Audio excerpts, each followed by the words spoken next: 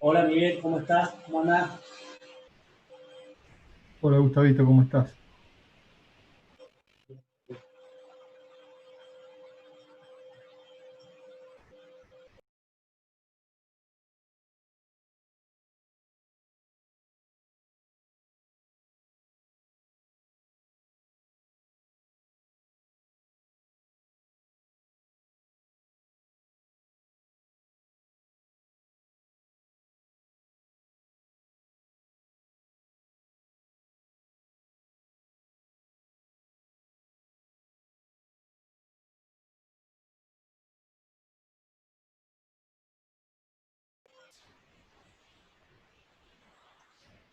Bueno, ahora sí estamos ya un mundo interesante. Bien, estamos ya en los últimos tramos de la materia.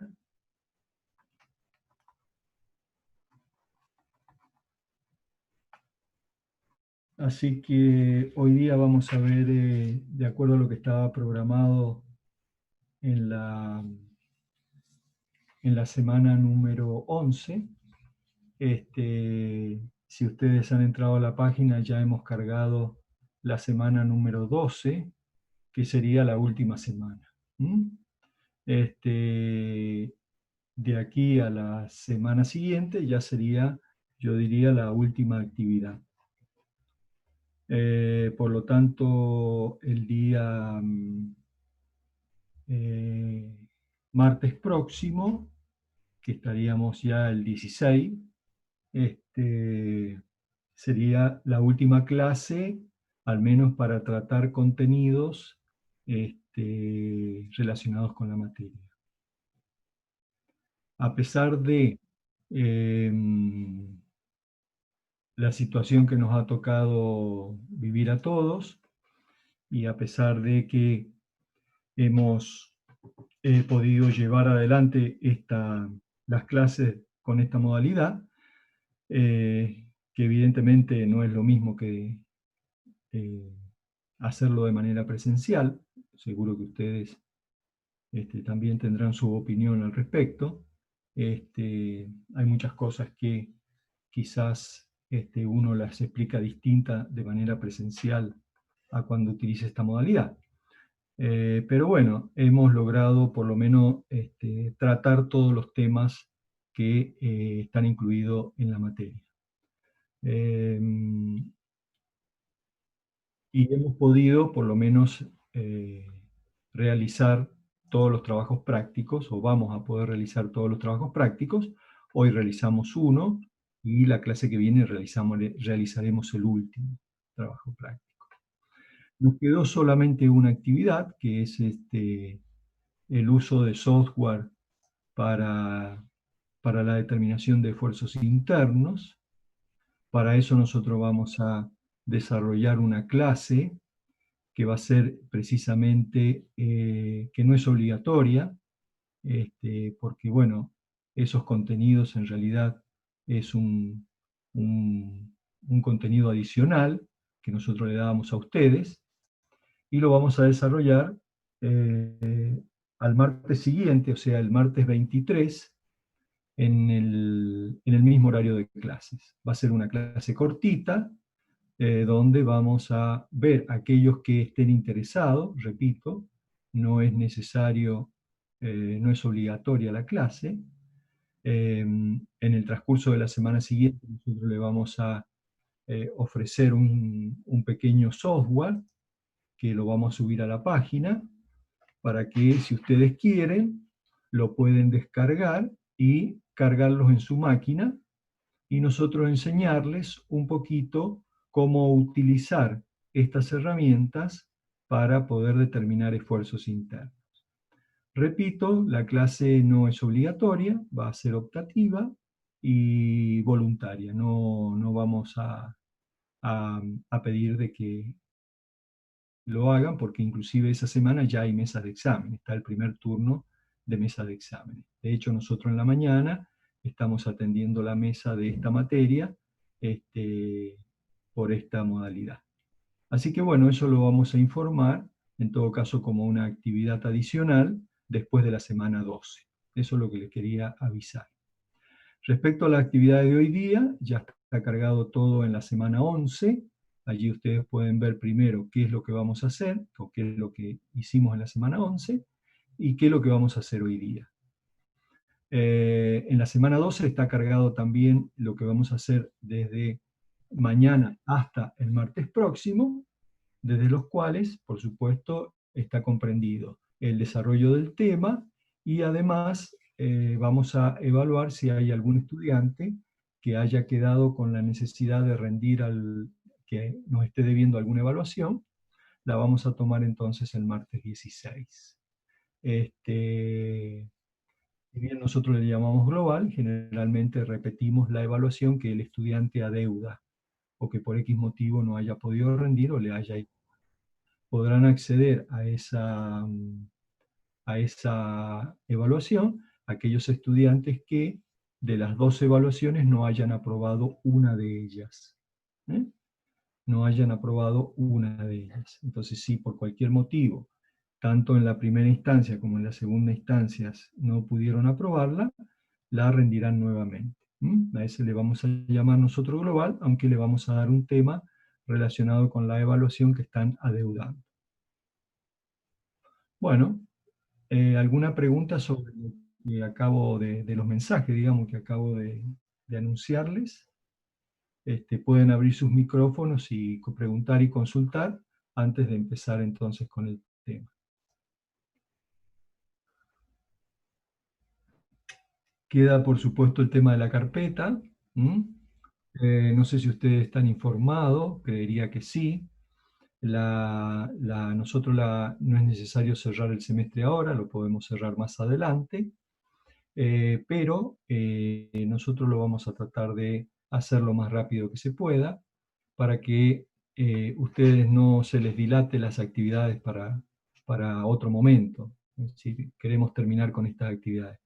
Así es que también posiblemente en el transcurso de esta semana o de la semana siguiente le pasemos las 3 direcciones, que son la de los 3 docentes, donde ustedes pueden ir a llevar sus carpetas. Lo haremos a partir de la semana que viene porque el último práctico lo desarrollaremos el martes que viene, que es un práctico muy cortito. Es un tema muy cortito, que es el tema de torsión. Así que a partir del martes que viene daremos 3 direcciones y ustedes podrán llevar la carpeta a aquel lugar que les quede más cómodo, más cerca. Ahora ya no hay tanta limitación en cuanto a la movilidad, pero lo hacemos de todas maneras con las 3 direcciones por si a alguno le queda muy lejos llevar la carpeta a alguno de los lugares. Alguna de las 3 generalmente les puede quedar más cómoda que otra. Bueno, ¿alguna pregunta sobre esto? Hola, profe, sí, yo tenía una pregunta sobre el examen final. Sobre el examen final de la materia.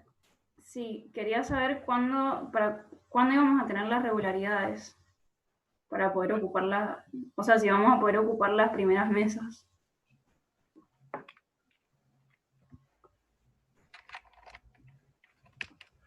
Bueno, está bien la pregunta, Florencia.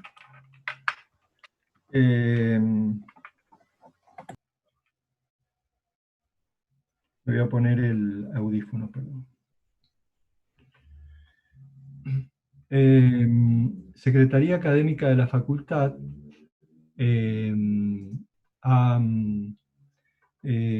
ha establecido como cronograma de actividades para pasar las regularidades entre el 9 de septiembre y el 14 de septiembre.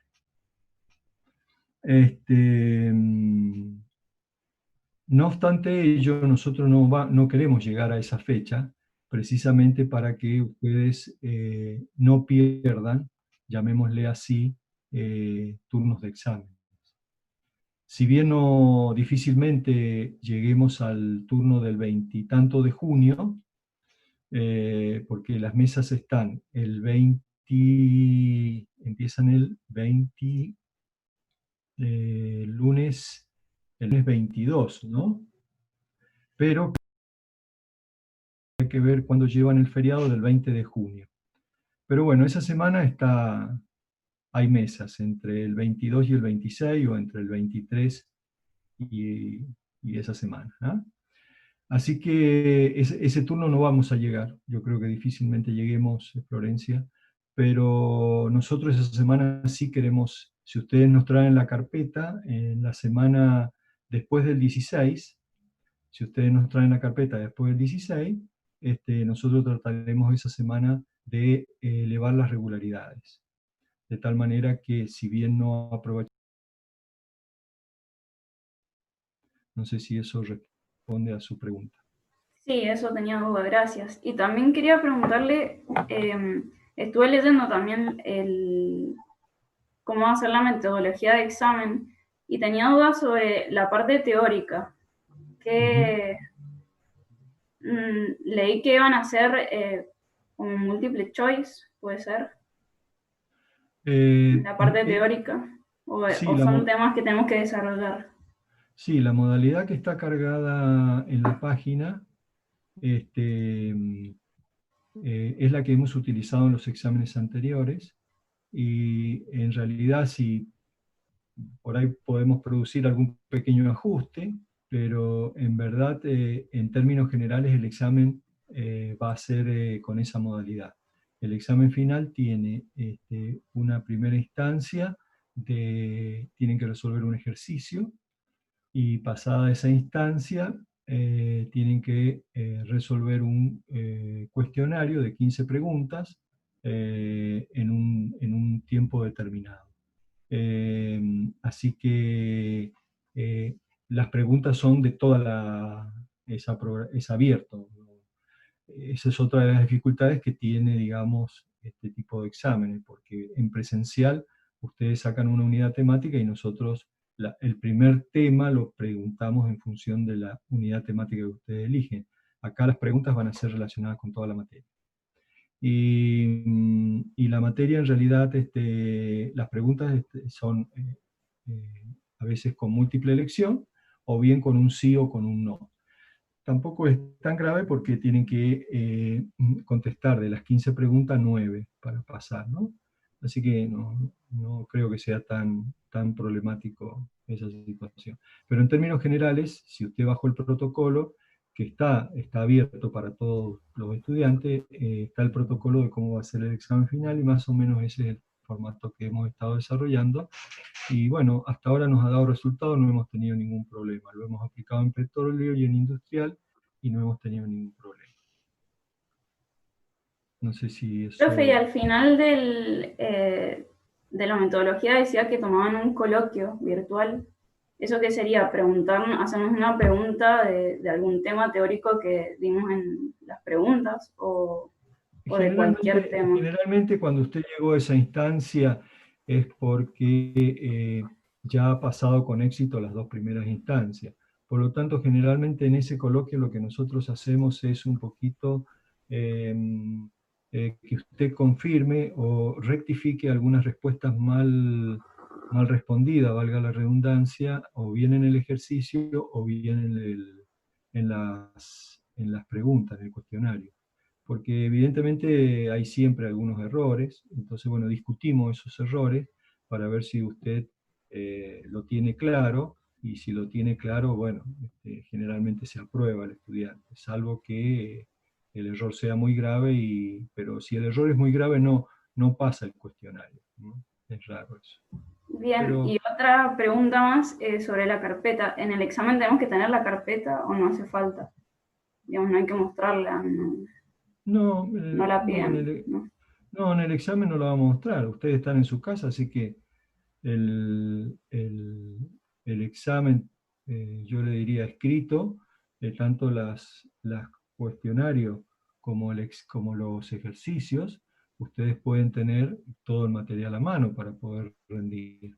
Por eso es que nosotros preparamos un examen especial. O sea, nosotros preparamos un examen previendo de que el alumno tiene todo el material disponible para consultar. Entonces el examen no es igual que uno presencial. Claro, no, Bien, pero yo eso. digo la carpeta corregida, no hay que tenerla. no hace A ver, falta, o no hay sí. que tenerla, pero sí la carpeta corregida nosotros la vamos a pedir como condición para pasar la regularidad. Por Claro, eso eso sí. Ajá. yo vengo insistiendo de que no se dejen estar con la carpeta, porque nosotros vamos a terminar el último trabajo práctico el martes que viene, y a partir del miércoles ustedes podrían estar entregando la carpeta. Después ustedes tienen que pensar de que nosotros somos humanos y tenemos otras cosas que hacer. O sea, no es que Sí, no es lo único que tenemos para hacer. Entonces, vamos a necesitar un tiempo para corregir los prácticos. Si hay prácticos que tienen algunos errores que pueden ser pasados, los vamos a pasar y los vamos a marcar, pero si hay prácticos que están muy mal, los vamos a tener que devolver y van a tener que volver a presentar la carpeta. Entonces, bueno, ese ida y vuelta es lo que a mí personalmente me preocupa, de que no vamos a llegar al primer turno de examen. claro. Así que esa es la realidad del tema, pero yo quisiera la semana esa del veintitanto, del 22 en adelante, por lo menos estar enviando las planillas de regularidad, ¿no? Ese es nuestro Bien, objetivo. Y los vamos a tener informados. Yo todas estas cosas, nosotros la cátedra los va a informar a través de los mensajes, le va a decir, mire, tal día se han enviado las planillas de regularidad, ¿eh? Para que ustedes constaten su regularidad en el sistema. bien. Bueno, gracias, profe. De nada. ¿Alguna otra pregunta? Porque acá en el chat veo... Tengo varias, pero a ver, no sé si he contestado ya alguna. Antes del 23, imposible, por lo que ya expliqué. Y estamos terminando el 16. También a los docentes nos oponen la mesa inmediatamente terminado el cursado. Eso por ahí es difícil de poder, ¿eh? Sobre todo que hay actividades que más dependen de ustedes que de nosotros. Pero bueno, sí, repito, acá me pregunta Luna si para el 30 sí. Bueno, lo acabo de contestar, ¿no? Trataré esa semana el veintitanto de pasar la regularidad. Eh, con respecto a la vuelta a actividades, si usted tiene más novedades de nosotros, supuestamente las clases, ¿no? Lo que nos han informado los docentes de que la presencialidad se va a recuperar, en principio, de acuerdo a la reglamentación que está vigente, a mediados de septiembre. ¿Mm? O sea que el segundo semestre se va a empezar virtual. A mediados de septiembre en esas 2 semanas se van a realizar todos los coloquios globales, exámenes que no fueron tomados porque se necesitaba presencialidad, qué sé yo, alguna materia que necesite laboratorio, por ejemplo. Entonces esas semanas se van a cerrar y las clases estarían empezando aparentemente en presencialidad en el mes de octubre, de los cuales solamente las autoridades están previendo que de manera presencial vamos a tener 8 clases de las 15 que habitualmente tenemos. Así que bueno, eso es lo que se está manejando en función del panorama que hay hoy día. Quizás mañana cambie, no sé, pero es lo que hay hoy día y lo que nos han enviado a nosotros las autoridades dentro de las resoluciones que han emitido.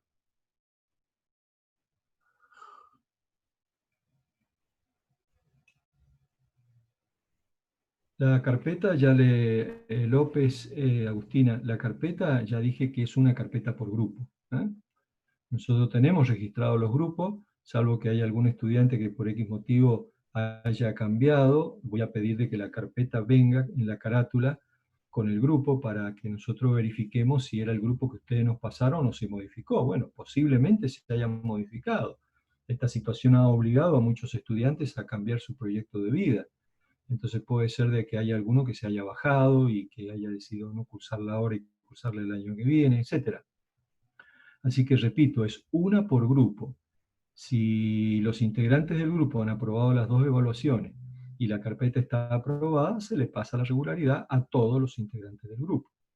Después, si alguno le tiene cariño a la carpeta, bueno, que le saque fotocopia o se quede o le pide a su compañero los prácticos que no hizo. Y si alguno termina odiando la carpeta, no hay ningún problema, la pueden tirar, no hay ningún inconveniente.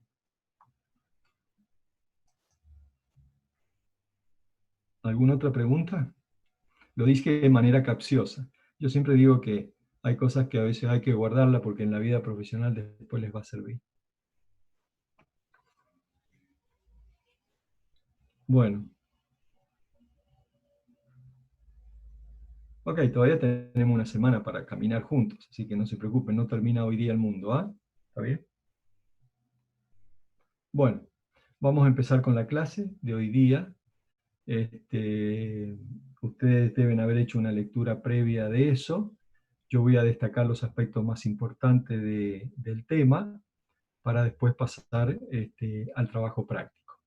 Por otro lado, si están aquí algunos estudiantes que rindieron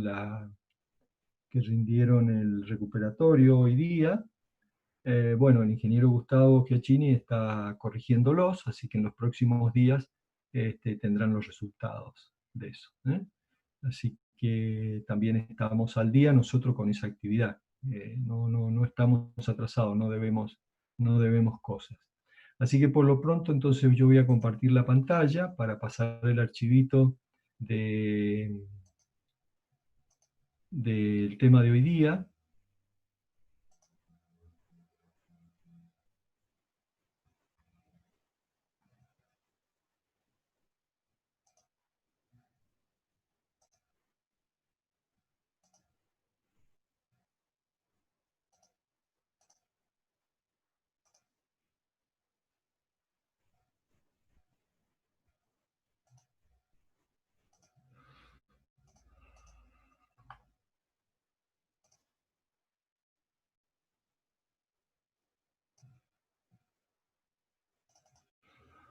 Bueno, este tema en particular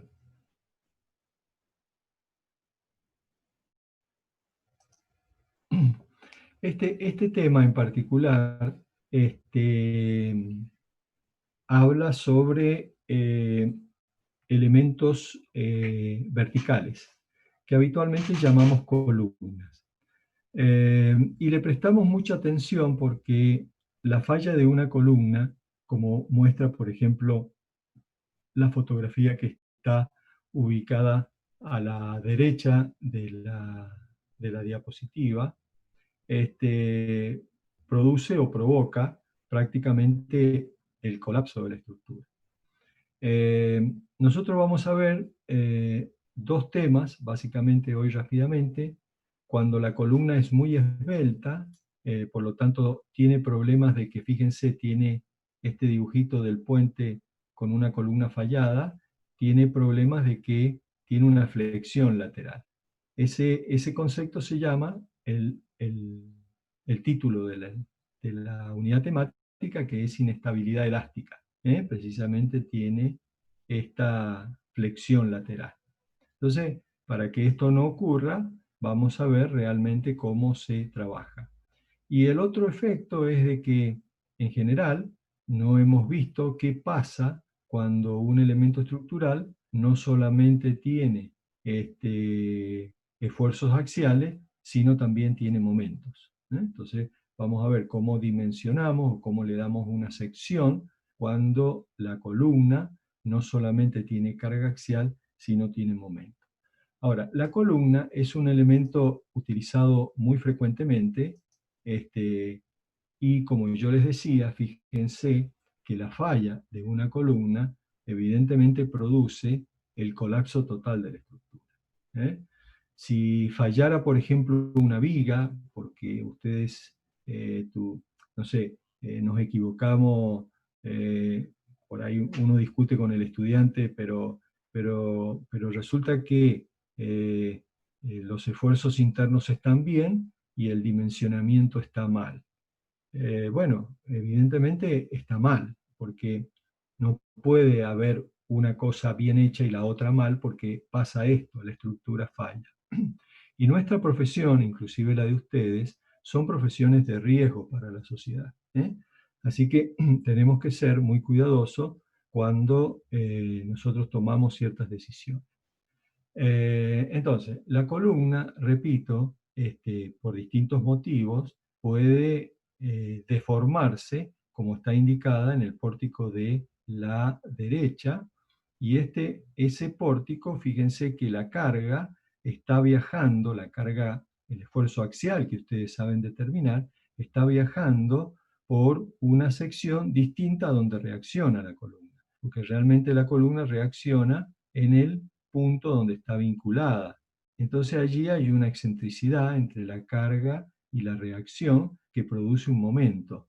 Y ese momento a veces es conocido como momento de segundo orden, que a veces no son tenidos en cuenta y producen este tipo de situación, que son muy catastróficas realmente. Entonces, respecto a las columnas, nosotros vamos a trabajar igualmente con lo que ustedes ya conocen, perfiles T, pueden ser perfiles tubulares, ¿está bien? De sección cuadrada o de sección rectangular. Sí, aquí podemos utilizar también los de sección circular. Muchos de ustedes me preguntaban en las consultas si yo podía utilizar una sección circular en flexión. Sí, se puede utilizar, pero no es común, porque la sección circular en flexión no es eficiente. Si lo es eficiente, por ejemplo, un perfil T o un perfil tubular o un perfil C. Entonces aquí ven, por ejemplo, cómo a veces nosotros insistimos, tienen una sección que está compuesta por dos perfiles U, ¿eh? Que fue motivo de uno de los temas de la evaluación. Fíjense, acá está la columna con un perfil U puesto en esta posición, sigan el mouse mío, y otro puesto en esta posición. Y después, bueno, las uniones generalmente son uniones con tornillos de alta resistencia. Hay distintas formas de poder solucionar esto. También tenemos columnas de madera, ¿no? Me refiero al acero y a la madera precisamente porque son los dos materiales homogéneos que vemos en esta materia. Nosotros no vemos en esta materia toda la teoría del hormigón armado, que es una materia especial y se dicta en otros cursos. Pero sí ustedes van a ser capaces de poder diseñar columnas compuestas de madera o bien compuestas de acero, como las que vemos aquí en la figura. Entonces me estoy refiriendo prácticamente a estos elementos verticales. Repito, también las hay de hormigón armado o las hay de hormigón prefabricado. Si bien también son muy utilizadas, pero son elementos que no vemos en estos cursos y se ven en cursos generalmente donde el ingeniero va a ser un ingeniero estructuralista y fundamentalmente en ingeniería civil.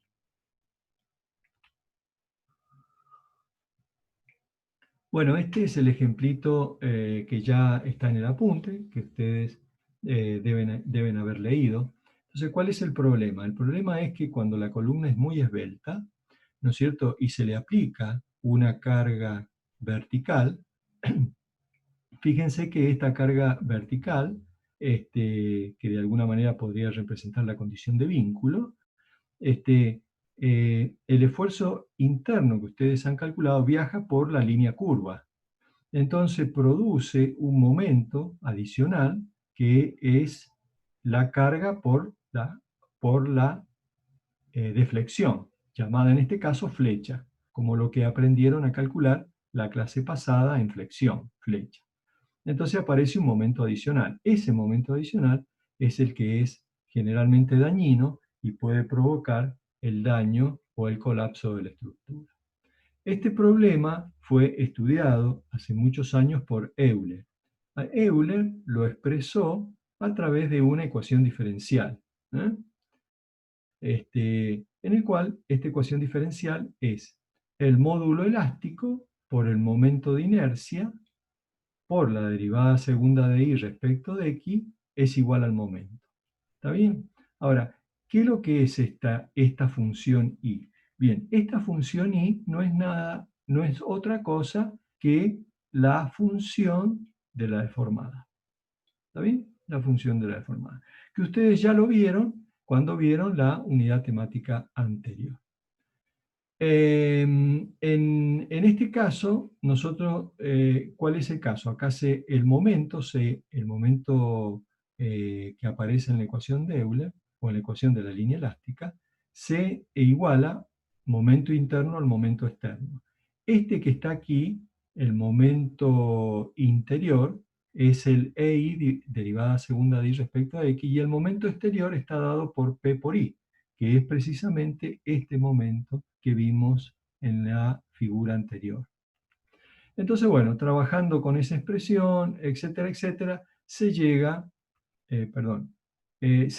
a una ecuación diferencial de este tipo. Esta ecuación diferencial, que es una ecuación de segundo grado, no es un problema, es un problema matemático, no es un problema ingenieril, y ya tiene solución matemática. Y tiene, fíjense qué forma tienen estas. Tienen una función de senos o de cosenos, ¿está bien? Porque esto, si ustedes pensaran, es una curva de seno, ¿no? Entonces la solución de esta ecuación diferencial ya viene resuelta y es de este tipo. Es de este tipo. Así que bueno, sacando la derivada primera, sacando la derivada segunda, y puedo encontrar los valores de las constantes para reemplazarla en esta expresión, en la expresión 1, y encontrar la expresión de Euler. Ahora no viene al caso repasar ese aspecto. Pero fíjense aquí sí tenemos entonces la expresión de Euler, que es conocida y la que en algunos casos vamos a utilizar para la resolución de estos problemas y de algunos ejercicios que vamos a hacer. Veamos de qué depende. Entonces, la carga que es capaz de tomar la columna es igual a pi cuadrado por el módulo elástico por el momento de inercia dividido L. L es la longitud. ¿Está bien?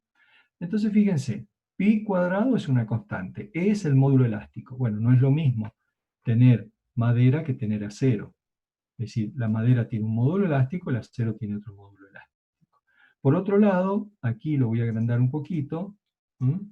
Si uno presta atención, está el momento de inercia mínimo, no el máximo. Porque alrededor del eje donde el momento de inercia mínimo es donde la pieza se va a deformar o va a flexar. ¿Quedó claro? Así que con esta ecuación de Euler, que Euler la dedujo por allá por hace bastantes años, bueno, tenía algunos problemas, que ya lo vamos a citar, que después esta ecuación fue modificada, porque ya les voy a citar cuáles son los problemas de la ecuación de Euler. No es que la vamos a utilizar tal cual está indicada aquí en la figura. Ahora bien, esta expresión de esta longitud L depende de las condiciones de vínculo de la columna. Miren, si efectivamente la columna está articulada, bueno, la columna toma una forma de pancita de banana. Pero si yo cambio la condición de vínculo, cambia la forma en la cual se deforma. Entonces, allí aparecen los famosos 4 casos de Euler. El primer caso, en el cual es la barra o la columna, está articulada, entonces la longitud, vuelvo acá a la expresión de Euler, el L que entra en el denominador de la expresión de Euler, ¿está bien? El L es igual a la longitud real que tiene el elemento. Ahora, si la columna está con una condición de vínculo de tercera especie en la base y un vínculo de primera especie o en la cabeza, o articulada en la cabeza, la deformada tiene esta forma. Entonces la longitud es mucho menor, la que se deforma. Aquí en el primer caso se deforma mucho más. Entonces la longitud es 0,707 de L. Esto revisen porque no está, estas 4 casos no extraen los apuntes de clase, por X motivo nos hemos olvidado de tipearlo. Tengo que ver si en la última versión se agregó, pero si no, agréguenlo ustedes a mano, que son las longitudes de pandeo en función de la condición de vínculo que tiene la columna. Si la columna, esa longitud se define generalmente la longitud entre 2 puntos de inflexión. ¿Qué quiere decir punto de inflexión? El lugar donde cambia de curvatura la pieza. Entonces, en el segundo caso, fíjense que más o menos a 0,3 de L cambia de curvatura.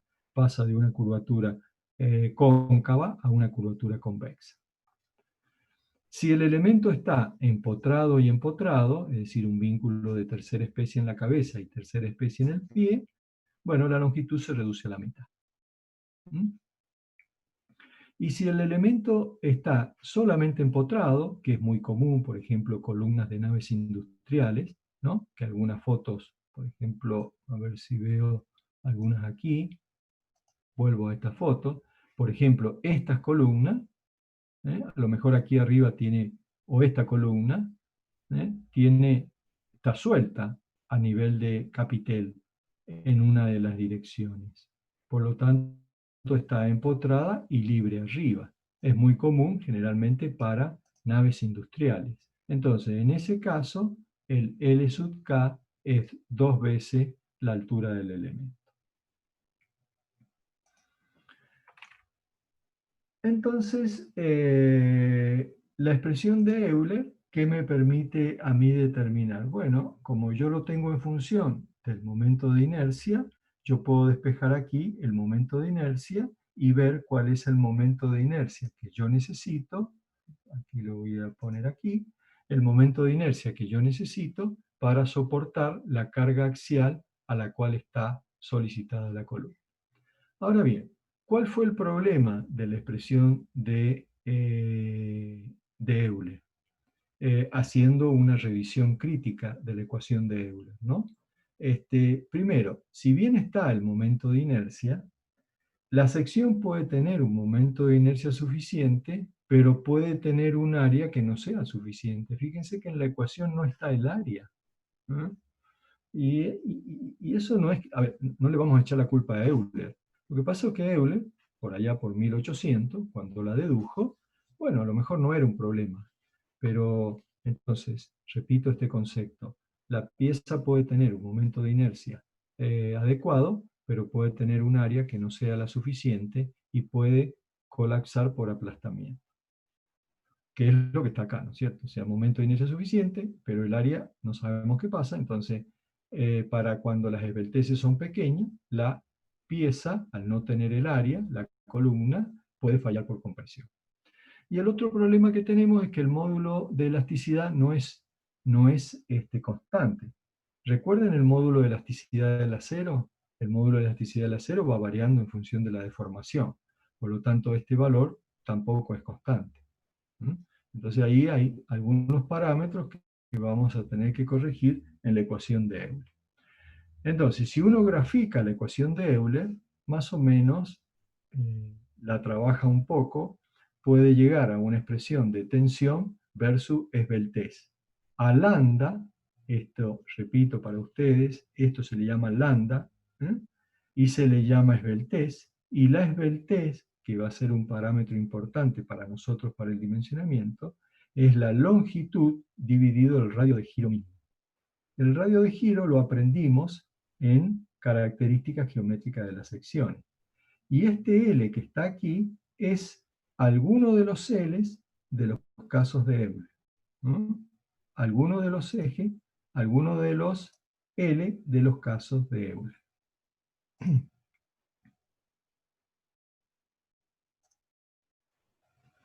Entonces, me aparece esta ecuación. Entonces, fíjense que la ecuación de la tensión en función del esbeltez tiene esta variación. O sea que para esbelteces pequeñas, ¿qué me decía Euler? Es capaz de soportar grandes tensiones. Y para esbelteces muy altas, estoy por aquí, ¿no? Es decir, es capaz de soportar pequeñas. Voy a hacer el dibujito. Entonces, para esbelteces muy pequeñas, estoy aquí. Entonces, fíjense que los valores son relativamente altos, los valores de tensiones, ¿no? Si me van siguiendo el mouse ¿no? En azul.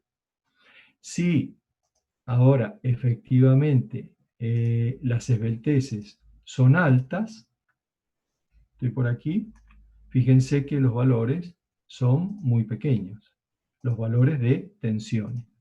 ¿Y qué implica que las esbelteces sean altas o sean bajas? Bueno, miremos la ecuación de esbeltez. A igual longitud, depende del radio de giro. Depende del radio de giro. Si la sección, el radio de giro, ¿se acuerdan? Era la raíz cuadrada del momento de inercia dividido el área. Por lo tanto, el radio de giro está relacionado con el área y está relacionado con el momento de inercia. Quiere decir que si yo tengo una sección muy pequeñita, la esbeltez va a ser muy alta. Esa sería la idea. Entonces, ¿qué pasó? Lo que se vio que realmente la expresión de Euler tenía validez para ciertos valores de esbeltez. Porque claro, cuando la esbeltez era muy pequeña, quería decir que la columna, en este caso la columna, no tenía problemas de esbeltez. Entonces la columna fallaba por aplastamiento. Entonces se puede demostrar, que aquí está hecho, para un determinado tipo de material, por ejemplo para el acero F24, que es muy común utilizarlo en la práctica, el F24 o el F22, se calculó el valor de la esbeltez y se vio que para el módulo elástico y para una tensión de fluencia en el acero, más o menos la esbeltez era 100. O sea que la expresión de Euler es válida para valores de esbelteces mayores a 100. Y para valores de esbelteces menores de 100, la pieza no falla por inestabilidad elástica. La pieza falla por aplastamiento, es decir, por compresión. Ocurre esto. Es decir, esbeltez es pequeña, falla por compresión. Quiere decir de que la sección es tan pequeña que la sección colapsa porque no tiene la sección suficiente. Ese sería el concepto por el cual se produce la modificación de la ecuación de Euler. Entonces, hubieron muchos autores que posteriormente dijeron, bueno, entonces, a partir de 100 creciente, 150, etc., es válida la expresión de Euler. Pero para valores menores aparecieron muchos otros autores, que ustedes lo ven en los apuntes, como Ted Mayer o Johnson, que estudiaron que la variación no era una variación parabólica creciente que crecía indefinidamente, sino que se achataba y se limitaba el valor de la tensión. Por lo tanto, para valores de esbelteces menores de 100, en el caso del acero F24, la pieza falla por compresión. Para el caso de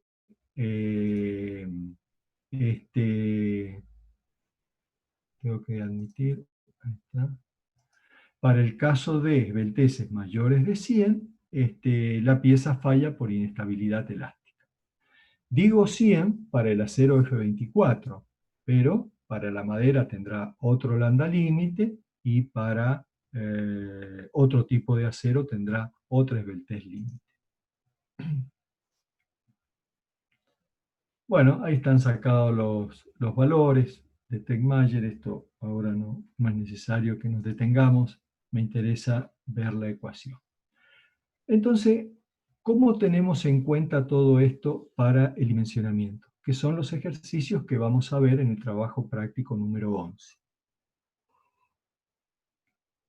Hay dos métodos. El primer método es conocido como el método Omega. Y el segundo método es conocido como el método de Donkey. Estos dos métodos los vamos a aplicar en los trabajos prácticos. El método Omega se define un coeficiente, precisamente el omega, que es la relación entre la tensión admisible del material que estoy utilizando dividido la tensión admisible a pandeo. La tensión admisible de pandeo no existe como tal, pero lo que sí sabemos es que es menor que la tensión admisible, porque la pieza se deforma demasiado, ¿no es cierto? Y por lo tanto falla por esa deflexión lateral que toma la pieza. Entonces, este omega generalmente es mayor que 1, porque el sigma P admisible, que no existe, repito, ningún fabricante a ustedes le va a dar ese valor, es menor que la tensión admisible y por lo tanto vale 1. Pero no lo vamos a necesitar para el dimensionamiento. Ustedes ya saben sacar la tensión admisible teniendo como dato la tensión de fluencia y el coeficiente de seguridad. Entonces, lo que nosotros nos vamos a plantear es que una situación intermedia. Si yo quiero aplicar esta relación que aprendí en la unidad temática número 6, que la carga dividido el área tiene que ser menor que la tensión admisible, para el caso de pandeo, que es el caso que estoy viendo, inestabilidad elástica o pandeo, no lo puedo comparar con la tensión admisible del material, sino lo tengo que comparar con la tensión admisible P, que es al pandeo. Pero bueno, de aquí despejo el sigma P y me queda la tensión admisible y el omega. Por lo tanto, la ecuación que uso cuando el elemento es esbelto no es esta ecuación, repito, P sobre A, sino es esta última ecuación, que es P por omega sobre el área, menor o igual que la tensión admisible. ¿Me siguen hasta ahí? Hago una reflexión y después hago un descanso para que usted haga una pregunta. Miren, entonces, en esta ecuación, ¿qué tengo yo como dato? Bueno, tengo como dato el esfuerzo axial que ustedes saben determinar por esfuerzos internos y tengo como dato la tensión admisible. No tengo como dato el omega, que ya voy a explicarles cómo se obtiene en función de la esbeltez, y el área. Por lo tanto, yo acá tengo una ecuación, ¿no es cierto?, de verificación que tiene dos incógnitas. Entonces, ¿qué es lo que habitualmente se hace? Bueno, adopto un área y verifico la condición de resistencia. Si no verifica esta condición, repito el procedimiento. Por eso es que el método omega es conocido como un método iterativo.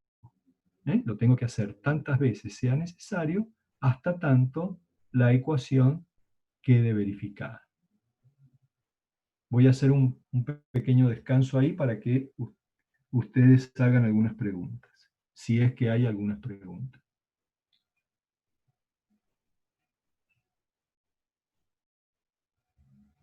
Si no, sigo. Profe, al principio cuando iguala los momentos, que iguala al momento exterior con el momento interior, es como analizando justo en el momento de colapso, por así decirlo. En el momento, cuando uno iguala acá, lo que está haciendo es fundamentalmente esta situación, voy a aclarar esta situación que está aquí, vamos a suponer de que es una situación extrema. Que si yo aumento un poquito la deformación, la columna colapsa. ¿Está bien? Entonces, lo que yo estoy haciendo aquí, en definitiva, en esta igualación de momento, es este valor de I es el valor, o el F, es el valor máximo posible sin que la columna colapse. Ese sería el concepto, ¿no es cierto? Es un valor límite. Es un valor límite. Para este caso, ¿no? O sea, digamos, estoy estudiando la columna en equilibrio. La columna puede estar deformada, ¿ok? Puede estar deformada, pero está en equilibrio, ¿sí? Ahora, como yo siempre les dije, las estructuras, todo se deforma, ¿sí? Pero, yo le pregunto a usted, si usted ve una mesa, ¿no es cierto?, con sus cuatro patas que tienen esta forma, ¿usted apoyaría su computadora ahí? No, una forma tan extrema no. No, ¿no es cierto? Bueno, pero está en equilibrio, ¿ok? Pero claro, quizás si yo aumento mínimamente la carga, quizás va al colapso. A ese valor de F se está refiriendo cuando hacemos esta igualdad, ¿sí? Esta igualdad. No sé si eso aclara la pregunta. Bien, sí, era justamente eso. Gracias. Después no lo vamos a usar, no se preocupe eso. Eso es solamente para poder llegar fundamentalmente a la expresión de Euler, ¿no? Es una cuestión matemática, no se preocupe. ¿Profe? Sí. ¿Qué tal? Buenas tardes. Yo Bueno, tenía una duda porque ahí estaba viendo que usted en el apunte tiene anotado como que es otro acero. No sé si eso lo cambiaron y no salió después en el cuadernillo, porque yo tengo anotado ST37. sí, tiene el cuadernillo viejo.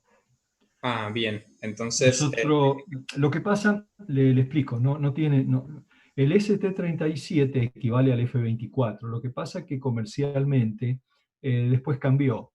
Es una denominación comercial, tampoco se preocupe, ¿no? bien. Tampoco es debido a muerte, no sé si me interpreta. Lo que No, sí, pasó sí. que fue comercialmente, cuando cambiaron las normas por allá por el año 2000, nosotros veníamos con la denominación alemana. Entonces los aceros se denominaban ST, Después en el 2000 pasamos a copiarle a los americanos. Entonces los aceros pasaron a llamarse F. Y el número que está al lado sería la tensión de fluencia, F 24 megapascal, ¿no es cierto? Pero nada, fíjese que acá abajo, límite de proporcionalidad para el acero ST37, ¿sí? No importa eso, porque yo voy y pregunto, a ver, che, ¿con qué acero vamos a hacer esto? Y lo vamos a hacer con un acero, ojo, que si usted va todavía hay tipos que le dicen, yo tengo acero ST32 o ST20. No importa, lo importante es saber estos valores. ¿Cuál es su tensión de rotura? ¿Y cuál es su tensión de fluencia? ¿Y cuál es su módulo elástico? Y después llámele como quiera, llámele F24, llámele S37, llámele Pepito, llámele Honguito, como usted quiera. Pero lo importante es qué característica tiene el material del proceso de fabricación para que usted pueda sacar su esbeltez límite. No sé si quedó claro. Bien, bien, perfecto. Gracias. De nada.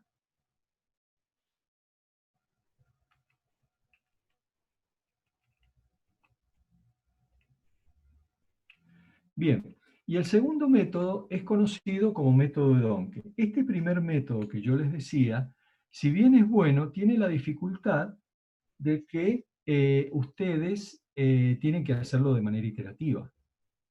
Y aún para el que no tiene experiencia, de hecho me pasa y me incluyo, ya llevo muchos años en esto, elijo un perfil y nunca le pego, o sea, tengo que hacer 2 veces el procedimiento, o 3 a veces. Entonces aparece Doncke, y Doncke es un procedimiento que me conduce a la solución final sin necesidad de interactuar, de hacer iteraciones, sin necesidad de hacer iteraciones. Y Doncke se basó en una propiedad que tienen las secciones.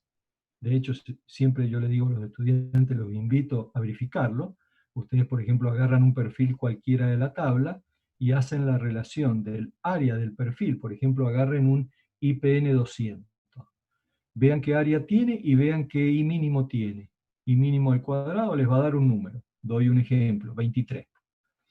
Ajá. Ahora agarro un IPN 30. Miro su área y miro su radio de giro. Y me da 33. Esto parece cosa mandinga. Ahora elijo un perfil 36. Hago y me da 33. 32, 80, 33. O sea que esta es una característica geométrica de los perfiles. Entonces Don Doncke se basó en esta característica geométrica de los perfiles y definió 2 tipos de área. Un área 0 sin pandeo y un área A con pandeo. O sea, el área 0 sin pandeo la definió dividido la tensión admisible, pero el área con pandeo la definió con la tensión sigma P admisible, que no existe, no es verdad.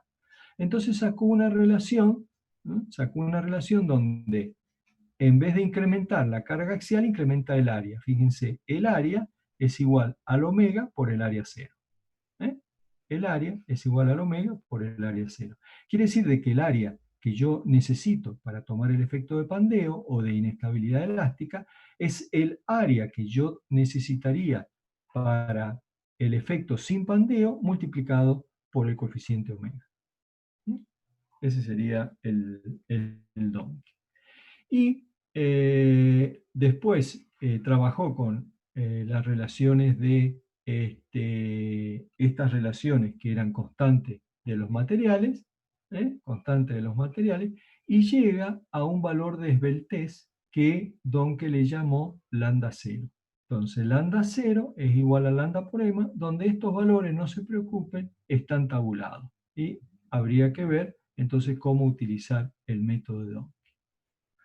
Ustedes tienen en los apuntes esta planillita, voy a achicar un poquito, que por supuesto está hecha para determinado tipo de material. Todo material tiene su coeficiente omega. Por ejemplo, el acero F24, que es equivalente al S37, denominación vieja, denominación actual. Entonces tienen esta tabla donde vamos a sacar los coeficientes omega y donde también vamos a trabajar con los lambda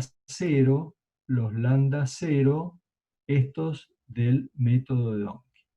Lo vamos a ver en los ejercicios, pero ahora se los adelanto. ¿Cómo se lee esta tabla? Supónganse que ustedes pudieron calcular la esbeltez. Voy a ver dónde la tenía. Acá creo. Ahí.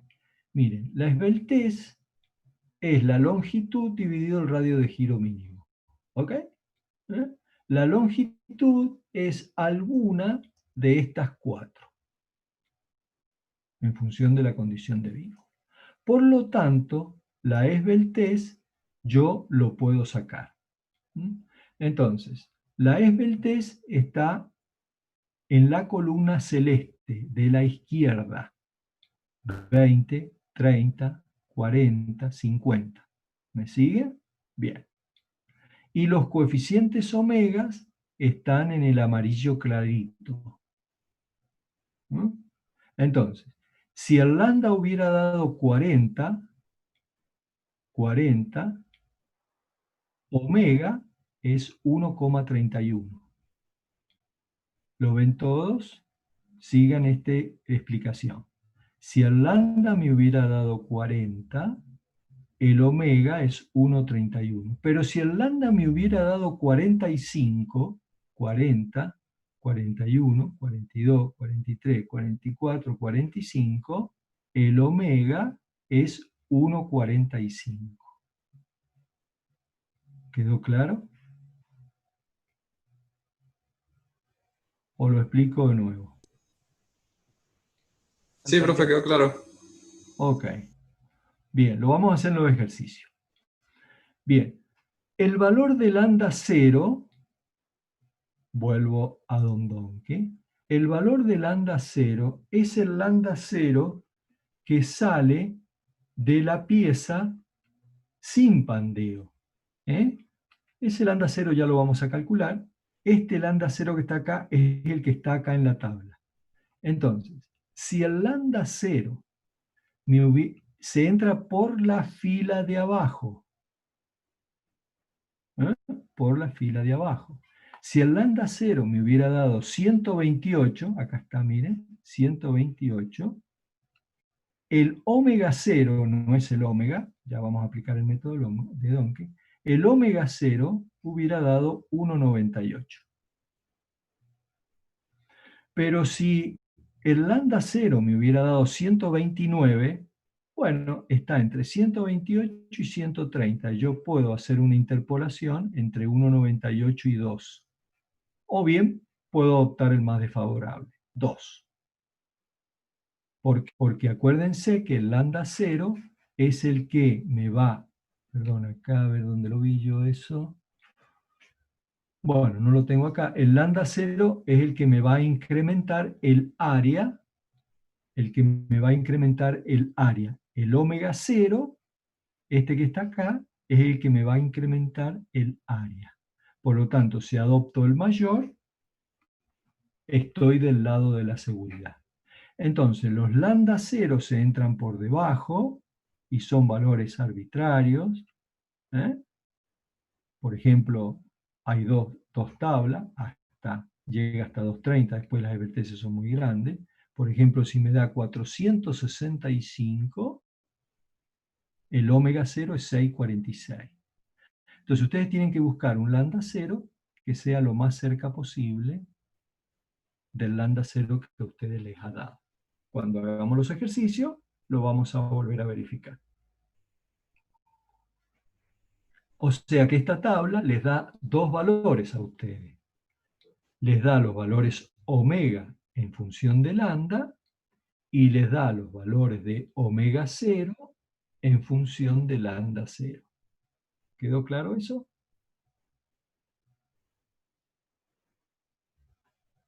Lo vamos a ver después en los ejercicios, no se preocupen. El segundo y último tema, antes de pasar a los ejercicios, lo vamos a hacer de manera muy resumida, y es lo siguiente. Fíjense, este por supuesto es un pórtico mucho más grande, pero ustedes han aprendido a calcular, por ejemplo, un pórtico de 2 columnas y una viga. Entonces uno puede ver de que acá tengo mis esfuerzos normales. Pero también ustedes han aprendido a calcular del pórtico los momentos flectores. Entonces, cualquier sección, por ejemplo, de la columna, esta sección que estoy acá indicando con el mouse, tiene en esa sección un momento, pero también tiene un esfuerzo axial. ¿Está? Tiene un momento y un esfuerzo axial. Entonces la pregunta sería, bueno, ¿qué ecuación uso? Porque en los métodos anteriores, en esto que está acá, solamente tenía un esfuerzo normal. ¿Qué pasa si ahora le agrego un momento? Ese sería el objeto de esta segunda parte. Entonces, retomando, ustedes allí lo tienen en el apunte, es como tener una columna o un elemento traccionado, pues el esfuerzo axial puede ser de tracción o puede ser de compresión, ustedes lo aprendieron. Entonces, tengo no solamente un esfuerzo axial, sino también tengo el momento, ¿no? Entonces, en la parte de abajo, el esfuerzo axial puede ser de tracción y compresión, y el momento, en este caso, se puede descomponer como P por L, P por E, perdón, P por E, P por la excentricidad. Entonces, allí en el apunte, esto lo tienen desarrollado, voy a explicarlo más sintéticamente, y voy a cambiar para que me entiendan este concepto.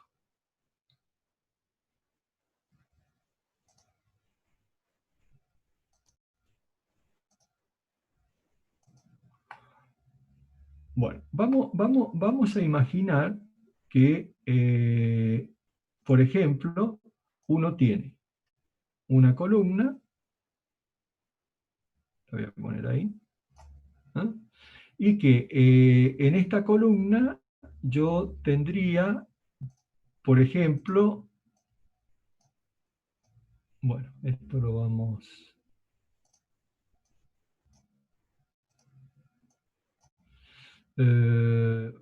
a utilizar esta. Tiene la carga axial, ¿ok? Y tendría, por ejemplo, un momento.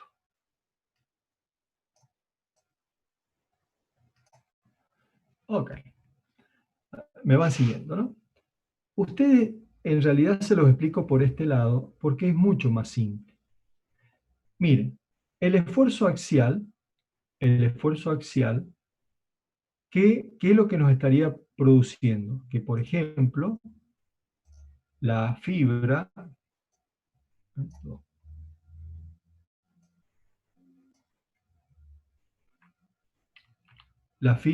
A, ¿no es cierto?, que está ubicada allí, pase, por el efecto de la deformada, pasa a una nueva posición, por ejemplo acá. Entonces, la A pasa, por darle un ejemplo, a la A', si quieren, A'. Entonces, sufre un acortamiento debido al esfuerzo de compresión. Ahora sumemos efecto. ¿Qué pasa por el momento? Bueno, el momento hace de que la sección gire.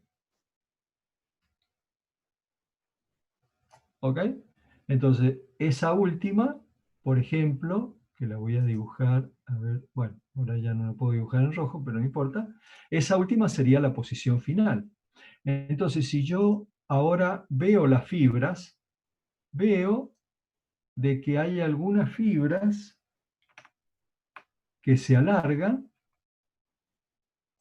y otras fibras, estas por ejemplo, estas fibras que estoy dibujando ahora, se alargan y hay otras fibras que se acortan. ¿Ok?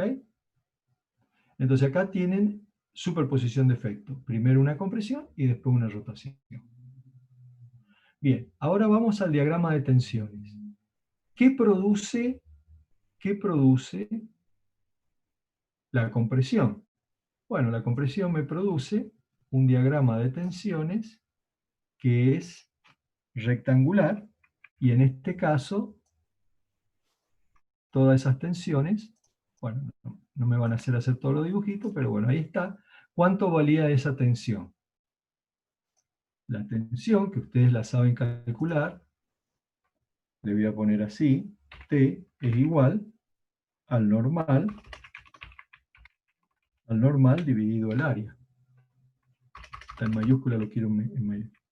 La tensión, 1 le voy a poner, dividido al normal, es igual al normal dividido el área. Eso lo hemos sabido, lo hemos calculado. El normal es, por supuesto, esto.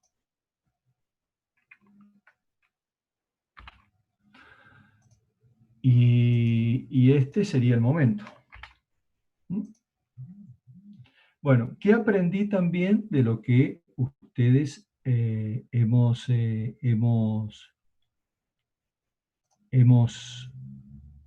de flexión? Lo voy a dibujar un poquitito más abajo. Bueno, de flexión aprendí, ahora voy a aplicar el principio de superposición. Entonces, por flexión tengo un diagrama que tiene esta forma.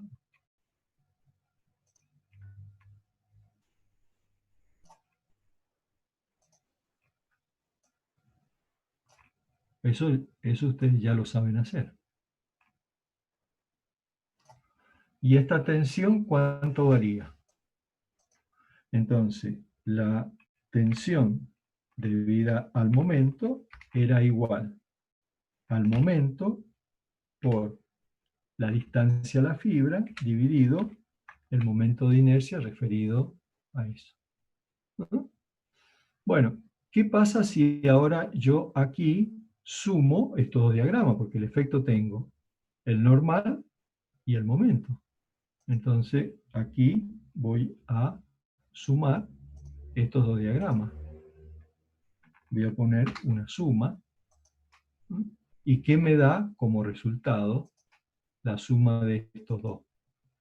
Voy a poner, me da igual a. Bueno, lo tengo que dibujar acá abajo.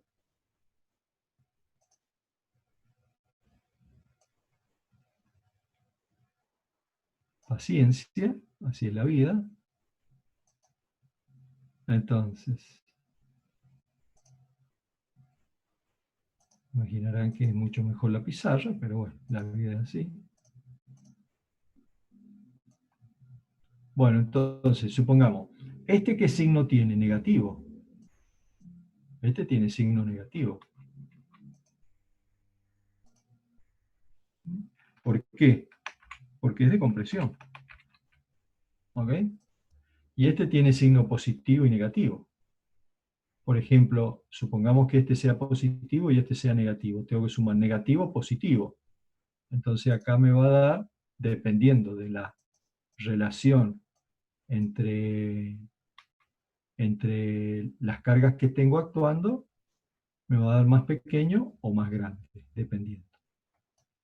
Entonces aquí tengo, por ejemplo, algo más chiquito, porque estoy sumando negativo con positivo. Y aquí tengo algo mayor. Entonces el diagrama resultante es un diagrama que tiene esta forma. ¿Eh? Entonces estoy sumando negativo, positivo, me va a dar, supóngase, algo negativo, y negativo, negativo, más negativo. Conclusión. Entonces, los diagramas ya es la suma de un diagrama debido a tracción o compresión más un diagrama debido a momento. Entonces, los diagramas ya no son diagramas triangulares simétricos. En algunos casos puede darse de que yo obtenga distintos tipos de diagramas. Los tres diagramas que puedo obtener es, este es uno. El segundo diagrama que uno podría obtener es que aquí, lo voy a dibujar aparte, de que ustedes tengan un valor, porque a lo mejor el momento produce un positivo muy grande, y acá tengo que sumar negativo con negativo. Entonces, el diagrama me da aquí. ¿Mm? Esa sería la otra posibilidad del diagrama. Entonces, en este caso, fíjense, en este caso, el eje neutro está acá, porque es ahí donde la tensión es nula. ¿Estaban viendo? En cambio, en este caso, el eje neutro estaría ¿dónde? Fuera de la sección. Porque si yo prolongo bueno, está muy chiquito, ¿no? Pero si yo prolongara esto, está entonces fuera de la sección. ¿Dónde está? Acá. ¿Estaría ahí? ¿No? Entonces, voy a ver de hacerlo más acá. El eje neutro en este caso estaría ahí, ¿no? Y en este caso, tengo esta opción, perdón. Y en este caso, el eje neutro está fuera de la sección. Está ahí afuera, ¿no? Y en el segundo caso, está dentro de la... Bueno, ese sería conceptualmente cuando yo estoy aplicando un esfuerzo axial más un momento. ¿Mm? ¿Quedó claro? ¿Puedo cambiar de pantalla o quieren hacer alguna pregunta sobre esto? Paro un ratito para que me hagan alguna pregunta. Profe, Sí, entonces esto más o menos, comparándolo con lo que ya hemos visto, vendría siendo lo mismo que nosotros calculábamos en la sección con flexión, digamos, digamos, el esfuerzo en la fibra superior y la fibra inferior, perdón, no el esfuerzo, la tensión. claro. Y Claro. el corte, digamos, pero en vez de eso tenemos, digamos, la tensión en arriba y abajo, digamos, y la tensión axial. Pero sería Claro. lo mismo que hemos estado haciendo, nada más que ahora con el esfuerzo normal. Exactamente, se calcula igual. Ah, bien, perfecto. Porque fíjese, usted esta ecuación que está acá, esta ecuación, esta la conoce. Porque el esfuerzo axial usted lo sabe calcular. ¿Está bien? Y el área la ha determinado por la tensión admisible. O sea que esta ecuación. Y esta expresión también la conoce. No tiene ningún problema. Ya lo ha hecho, lo hemos hecho en la evaluación. O sea, lo que yo quiero decir de que no es un tema totalmente nuevo. No sé si me interpretan. Es un tema en el cual, juntando lo que yo ya sé, puedo resolver el problema. Lo único que sí tengo diferencia, ¿por qué no es un diagrama doble triangular simétrico como es el de flexión? Y porque estoy sumando un diagrama rectangular con un diagrama doble triangular. Entonces la suma se ve acá. Si este es negativo y este es positivo, bueno, acá me va a dar negativo más pequeño. Si este es negativo, un negativo mayor. Entonces puedo obtener diagramas de este tipo o de este tipo. ¿Me siguen con la idea? Pero el concepto ustedes ya lo tienen, porque no estamos viendo algo nuevo. ¿Está bien? Bien, perfecto, profe.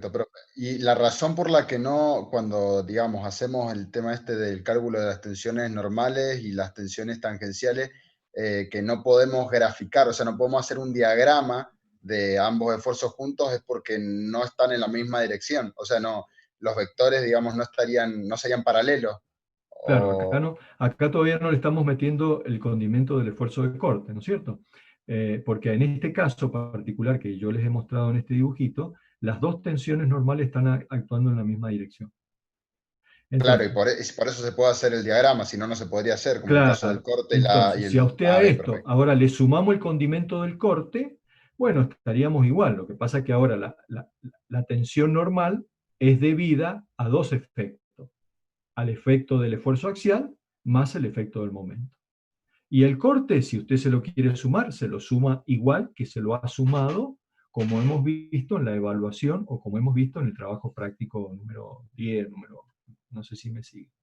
Pero acá el concepto claro es que los esfuerzos normales son debidos a dos efectos, al esfuerzo axial más el momento. ¿Sí? Bien, perfecto. Y la última pregunta, profe. Ahí estamos diciendo que el eje neutro, digamos, la posición del eje neutro puede variar cuando ya juntamos los dos diagramas debido a que el nulo, por ejemplo, está más sesgado a la izquierda, por ejemplo, ahí. Ahora, el eje neutro, digamos, o sea, justamente es el punto donde es nulo y puede ir variando, entonces, porque yo tenía entendido que Sí, el eje neutro era siempre el mismo, digamos. Era en el sí, medio de la sección. claro. eh, Está bien la pregunta, está perfecta la pregunta. Primero, ahora vamos a ver, el eje neutro en este caso, ¿no es cierto? Primero, no coincide con los ejes geométricos, pero sí es paralelo a uno de los ejes geométricos, ¿sí? Ahora, ¿de qué depende que el eje neutro esté adentro o esté afuera? Bueno, en este segundo caso, es porque, ¿no es cierto?, el esfuerzo axial es muy grande respecto al momento.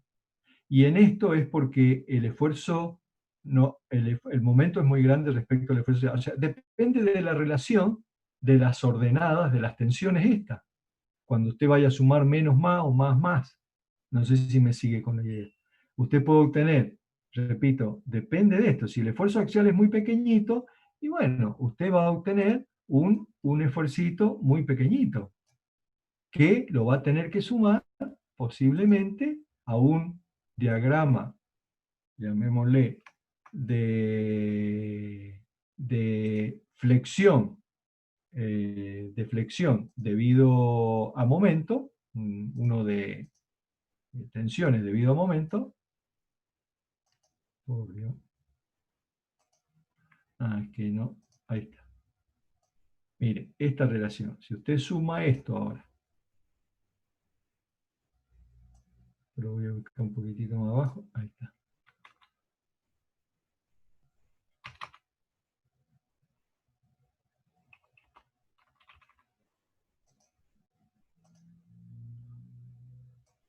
Ahí estoy dibujando, ahí, bueno, le cambié la línea, ¿no? Pero no importa.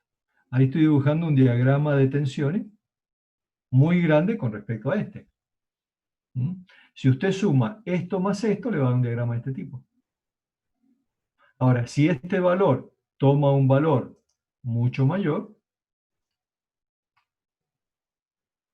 si usted suma este con este, posiblemente le dé un diagrama de este tipo.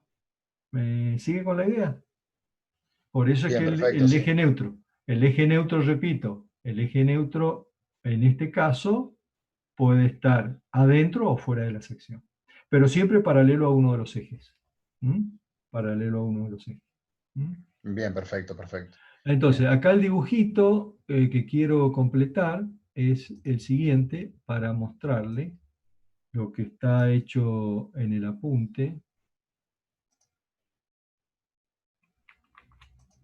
Lo que está hecho en el apunte para que después veamos un poco este concepto. Esa es la sección, bueno, elegí la flecha, pero está lo mismo. Ahí tengo la sección. No. Ay, señor. Menos mal que esto. Bueno, ustedes me van siguiendo, ¿no? Ahí está. Entonces puede darse esta situación. Ahí tengo la sección. Y esta sección tiene ese normal y ese momento. ¿Está bien? Entonces acá usted tiene los ejes baricéntricos, que los voy a dibujar ahora, lo vamos a hacer de otro color. Los ejes baricéntricos, que son los que usted ya conoce. Ese y ese.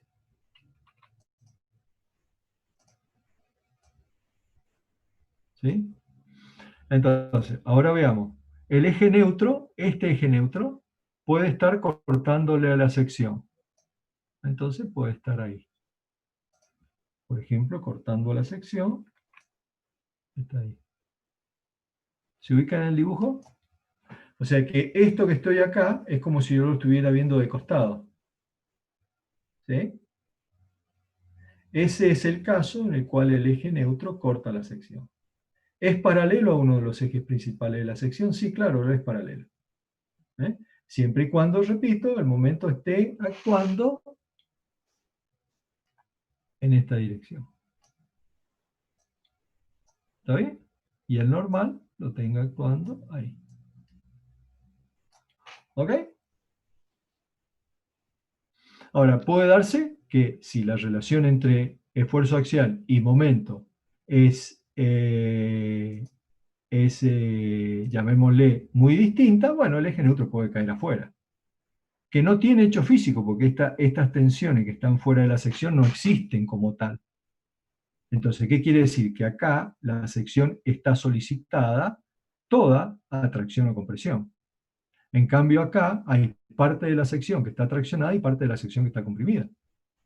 Entonces, algunas fibras se van a alargar y otras fibras se van a cortar. El concepto es el mismo. ¿Me siguen? Pero es superposición de efectos. Bueno, ¿alguna pregunta de esto? Así paso a la otra compartida, a otra pantalla. ¿Quedó claro este dibujito? Sí, sí, o sea, nosotros lo estaríamos viendo del costado. Del costado. Exacto, Bien. que este dibujito que les voy a mostrar ahora, este dibujito, es como si yo lo estuviera viendo del costado. Entonces acá tienen el caso en el cual el eje neutro corta la sección, N, y acá el eje neutro que está fuera de la sección. ¿Ok? Y los diagramas, y acá está como si esta sección, esta, es la sección que está ubicada acá arriba, que se las dibujé en perspectiva yo recién. Es esta sección. Por lo tanto, el diagrama es un diagrama que puede ser un diagrama doble triangular no simétrico. Ese es el concepto. Es más difícil explicarlo que aplicarlo. Entonces llego a la clásica ecuación. Miren, la clásica ecuación, después ustedes hagan todo esto, pero van a llegar exactamente a lo mismo. La tensión es debida a la suma del normal sobre el área más el momento sobre I por I. O sea, tienen el efecto de la compresión o la tracción y tienen el efecto del momento. ¿Me siguen? Así que no es nada nuevo, hay que aplicar el principio de superposición. Bueno, y acá se hace una ecuación del eje neutro para poder determinar la posición del eje neutro. Yo preferiría esto después verlo en los ejercicios. Un último comentario. Hay una propiedad que se llama núcleo central de inercia, donde este núcleo central de inercia uno lo puede, a ver, ¿dónde está? Acá está. Uno puede calcular las distancias del núcleo central de inercia.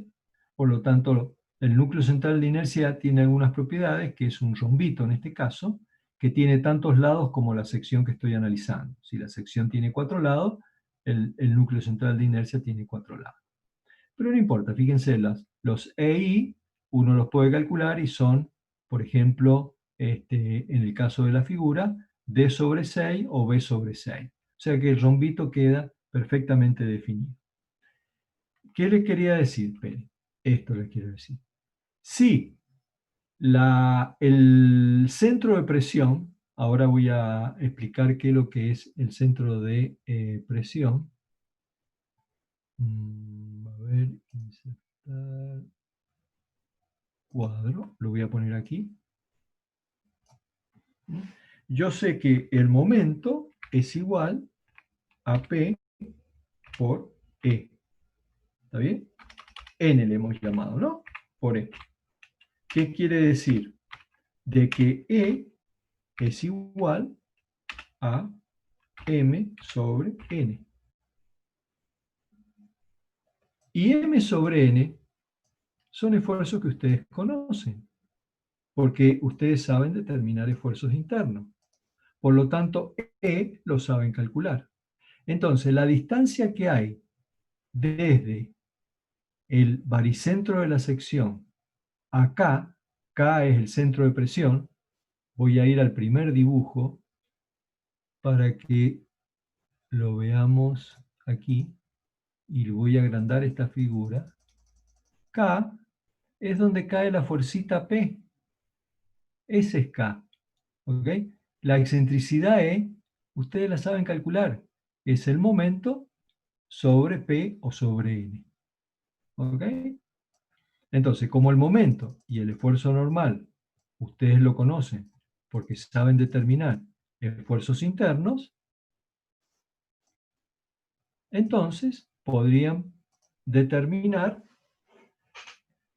la posición de K. ¿Cómo determinan la posición de K? Como M sobre N.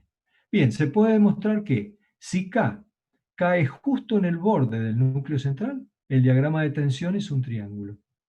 Toda y el eje neutro coincide con un borde de la sección.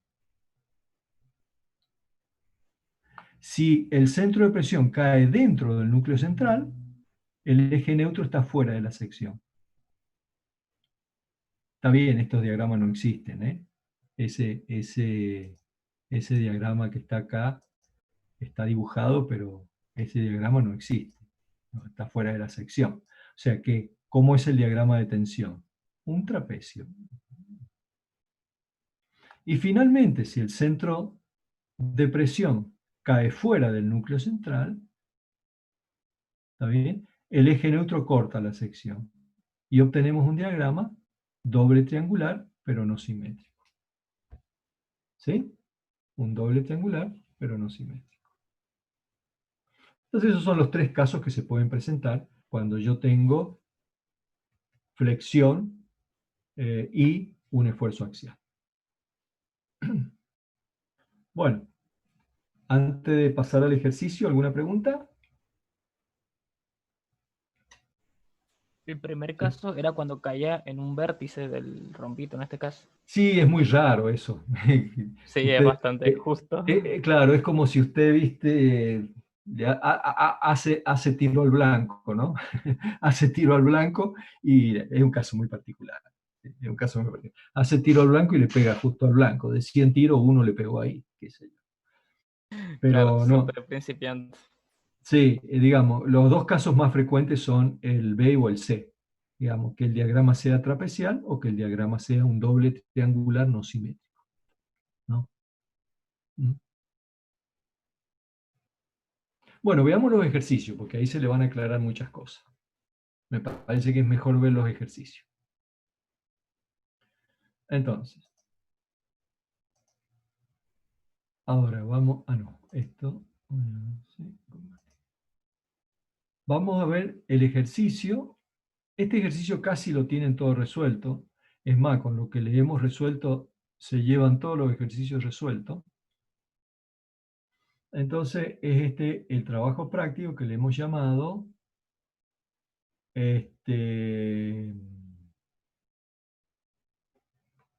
abrí, me parece, sí, abrí el archivo, quiero abrir el otro.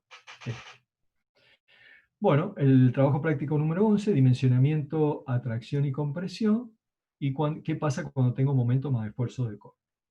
Entonces veamos el primer trabajo práctico. Ustedes el ejercicio 1 lo tienen resuelto, así que no hay ningún problema. Vamos a resolver el ejercicio 2. Los primeros ejercicios están relacionados con solamente esfuerzos axiales. Entonces, este segundo ejercicio se trata de una nave industrial. Profe, me parece que se le trabó, disculpe, pero me parece que se le trabó. ¿No ven la pantalla? O sea, está como clavada ahí en Ah, ok. unidad 11. No te preocupes, ahora lo vamos a dejar. Gracias por avisar. Entonces, ahora vamos a compartir. Lo voy a compartir desde acá.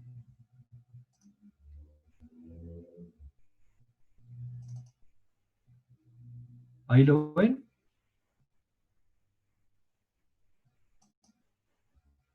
¿Ahí están viendo el ejercicio 2? No, todavía no. No.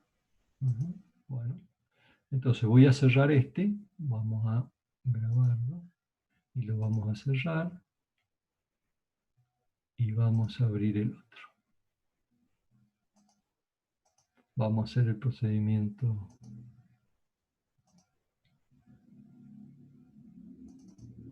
Ahora sí deberían ver.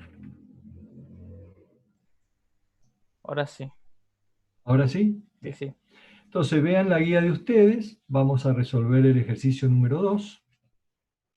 Y la idea del ejercicio número 2 es resolver la barra que mayor esfuerzo de tracción tiene y mayor esfuerzo de compresión tiene. Entonces tenemos esta nave industrial que está conformada por estos reticulados que, como ya les dije, eran bastante odiosos su resolución. Entonces, acá nos están diciendo de que dimensionemos, ¿no es cierto?, la viga del reticulado y que está separada a 5 metros, es decir, cada viga reticular está separada a 5 metros, o sea que la zona de influencia de un reticulado central son 5 metros, ¿ok? Son 5 metros. Y que está sujeta a una carga de 1 kilonewton por metro cuadrado del peso propio, más una sobrecarga de 5 kilonewton. Como vamos a aplicar el método ADN, que es el método de la tensión admisible, no, vamos a sumarlo directamente. Es decir, 1 más 5, 6 kilonewton por metro cuadrado. Ahora, fíjense, presten atención cómo determino la carga que actúa en cada uno de los nudos. Bueno, primero esto es una carga por su unidad de superficie. Entonces lo afecto por la zona de influencia, que son 6 kilonewton por metro cuadrado por 5 metros. 5 metros es la separación entre vigas reticulares, que representa la zona de influencia. Me da 30 kilonewton por metro. Y ahora es como si yo tuviera una carga uniformemente distribuida de 30 kilonewton por metro. Pero la separación, condición era en reticulado que las cargas se aplicaban en los nudos. Entonces, ¿cuál es la zona de influencia de un nudo? La separación entre nudos, 1,20 metro. Entonces el P1 son 60 por 1,20, que me da 90 kilonewton. ¿Está bien?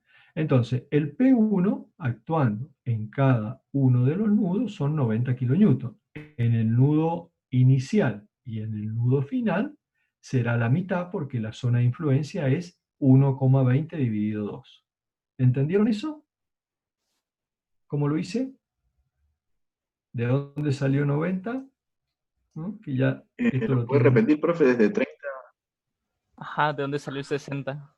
Ajá, No, 60. Ah, no, acá me equivoqué. Ah, me equivoqué. Es que este es 30. Ahí está. Entonces este es 60, ¿no? ¿O no?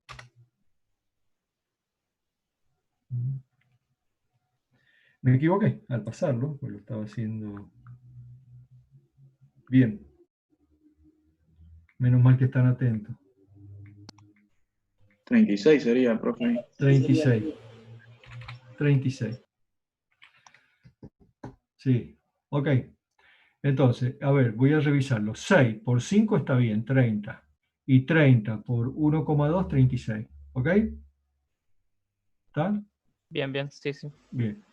Entonces, cada P1 será 36 y los nudos extremos será 18. ¿Está bien? Bien. Entonces, ahora yo tengo que calcular los esfuerzos internos de este reticulado. Ahí pueden aplicar el método de los nudos y volverse loco, ¿no es cierto? O el método de la sección. Bueno, yo acá lo hice con un programita de computación, que la idea es, esa clase opcional y optativa que les voy a dar, es ver cómo utilizamos estos programitas. Entonces, que yo siempre les aconsejé, usen esto. Bueno, puse el reticulado, pusimos las cargas y sacamos los esfuerzos. El programa da los esfuerzos internos. Y de acá reviso y cuál es el máximo esfuerzo de tracción. Bueno, me dio 67,5 kilonewton. ¿Y cuál fue el máximo esfuerzo de compresión? 272 kilonewton. Ojo que esto está sacado para la carga equivocada, pero no importa eso. Háganlo así, no se preocupen.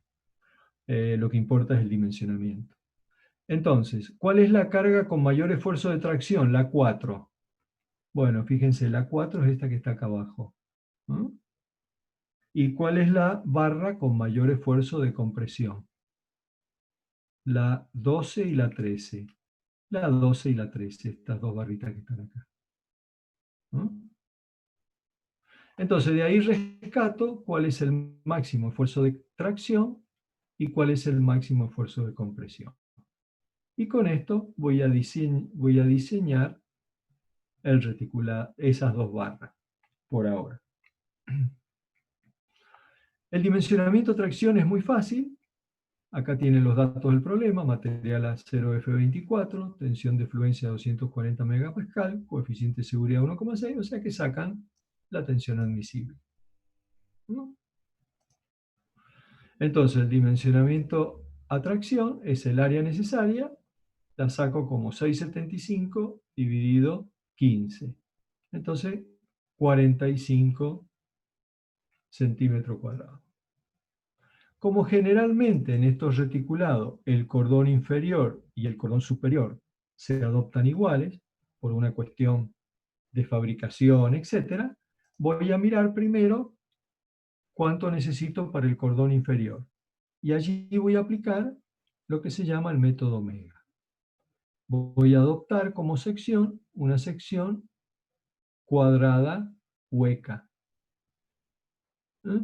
Entonces, ¿cuál es la longitud de la barra comprimida? Porque está articulada, coincide con el primer caso de Euler. Es decir, LK es igual a LK. Entonces, 120... ¿Perdón?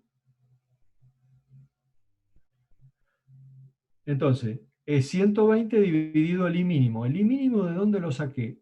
Primero saqué el área sin pandeo. Me da 48 centímetros cuadrados. 720, que surge de acá, dividido la tensión admisible. Me da una sección de un caño de 12 por 12 por 12 milímetros de espesor. Y de ahí saco el I mínimo. Bien, y me dio un lambda cero de 27,78. No vamos a tener tiempo ahora, pero después ustedes, si quieren, revísenlo.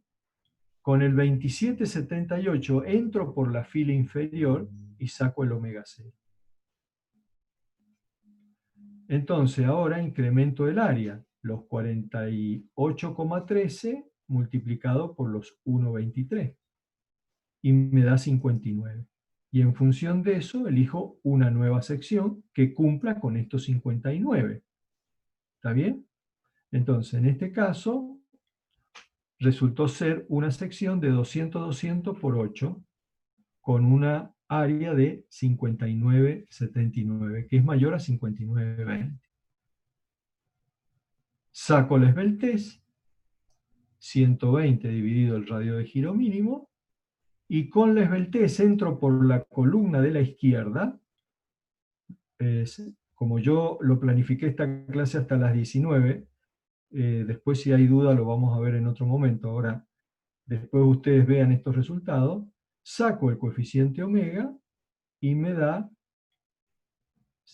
aplico la ecuación, el esfuerzo axial por omega dividido el área. Y me da 14,45, que es menor de 15. Entonces yo puedo decir de que este cordón de, que lo voy a poner aquí, 20 por 20 o 200 por 200 por 8 milímetros de espesor, satisface el esfuerzo de compresión y también satisface el esfuerzo de tracción. ¿Mm? Entonces, repito, acá hemos aplicado, como dije, acá lo voy a corregir, método Donkey, pónganle. no es el método Omega. Empecé a aplicar el método Omega, pero tenía que hacer muchas iteraciones, así que después lo cambié. Entonces el ejercicio 2 ya lo tienen resuelto, cópienlo tal cual, no van a tener ningún problema. El ejercicio número 3 me pide calcular, acá lo tengo, el ejercicio 3, calcular la carga crítica de Euler para los 4 casos de las condiciones de vínculo. ¿Ah? Los 4 casos son estos. Entonces, acá en la guía que le hemos preparado, hemos puesto el primer caso, L coincide con L, 350. Para un IPN 300, estos datos los saco de tabla. El segundo caso, 0,707 de L. El tercer caso, 0,5 de L. Y el segundo caso, 2 veces L. ¿Mm? Así que acá, para independizarnos del módulo, dividimos P sobre el módulo y trabajamos con estos factores. Fíjense los coeficientes que dan, la carga crítica, ¿cuál sería mayor? La que tiene, evidentemente, menor longitud, que sería 175. La que tiene este caso, que es empotrado, es el que, de alguna manera, es menos riesgosa para el efecto de pandeo. Y el segundo caso, la carga menor, ¿cuál sería? El caso en el cual la columna está empotrada en la base y libre en la cabeza. Entonces, en este caso es el caso más riesgoso. Y los otros 2 casos son casos intermedios. Entonces, bueno, allí tienen también el ejercicio número 3, también lo tienen resuelto. Y el ejercicio 4 les pide dimensionar una columna que está articulada empotrada, es decir, que corresponde a este caso, donde la longitud es 0,707 de L. Entonces, utilizando el método de Donkey. Entonces, en este caso dice trabaje con un UPN, con un perfil U. Entonces, primero saco el área sin pandeo, me da un perfil. De este perfil tengo que tener un área que sea mayor al área sin pandeo. Saco su radio de giro y saco el lambda cero. Con el lambda cero entro por la fila inferior y saco el omega cero. Y con el omega cero incremento el área. Entonces yo ahora necesito, para soportar el pandeo, 47,26 centímetros cuadrados. Vuelvo a la tabla y elijo un nuevo perfil cuya área sea mayor a los 47,26. Saco su radio de giro, saco su esbeltez, saco el omega, entro por la columna izquierda y veo si me verifica. El método de Donkey los conduce hacia la solución. No tienen por qué hacer ningún procedimiento iterativo. Como lo muestra el ejercicio, fíjense que 12,5 es menor que 14 kilonewton sobre centímetro cuadrado, que es la tensión admisible. Entonces aquí tienen cómo aplicar el método de Donkey. Y el último ejercicio hablan sobre un momento y un esfuerzo normal. Bueno, acá no tengo mucho para explicarle porque es lo que venimos haciendo. Fíjense, el primer término es debido al esfuerzo normal y el segundo término es debido al momento. Acá se aplicó el momento dividido el módulo. Pero ¿cuál es el problema que tiene este ejercicio? Que no puedo determinar con anterioridad la sección. La tengo que elegir y verificar. Y repetir el proceso tantas veces sea necesario hasta que la condición me quede verificada. Entonces yo para arrancar adopté un perfil 200. Saqué su área, saqué su radio X, en la dirección su radio de giro, y saqué el módulo. Sacamos la esbeltez. Con la esbeltez entramos por la columna de la izquierda y sacamos el omega. Entonces, ahora digo, 50 es el esfuerzo normal, multiplicado por omega, dividido el área, más el momento dividido el W. Ahí tienen los dos valores, 4,63. ¿Estoy bien? Sí, estoy bien. 4,63 menor el 14, pero estoy gastando material. Porque en realidad, si bien es menor, como digo acá abajo, 4,63 es menor, está muy por debajo de 14, como que estoy desperdiciando material, y esa sección es antieconómica. La podría bajar aún más todavía para acercarme a 14. ¿Sí? Que eso es lo que les digo. Repitan el proceso hasta que la tensión resultante sea menor que la admisible, pero próxima a la misma, ¿no? Que no haya tanta diferencia. Ese sería un omega. ¿Perdón? Ese sería el método omega. Claro, este sí, no le queda otra. Porque Claro. fíjese, en esta ecuación, ¿cuántas incógnitas tenemos? Primero, el área no la conozco. Segundo, no conozco el omega. Y no conozco el W. O sea, tengo una ecuación con 3 incógnitas. Entonces no me queda otra alternativa que adoptar una sección y verificar. Y si no me da, puede ser que se me pase. Y tienen que buscar otra y bajar la tensión. O como en este caso, adoptaron una sección muy grande, y bueno, a lo mejor sí, no hay ningún problema. Pero el que pone la plata le va a decir, ustedes le tienen que cuidar también la economía al cliente, ¿no? Entonces, por ahí esta sección es grande. Y deberían acercarse más a 14, porque tienen mucho margen. Está trabajando muy, muy por debajo de 14. ¿Me siguen con la idea? Sí, sí. Bueno, tenemos 5 minutos antes que se nos corte.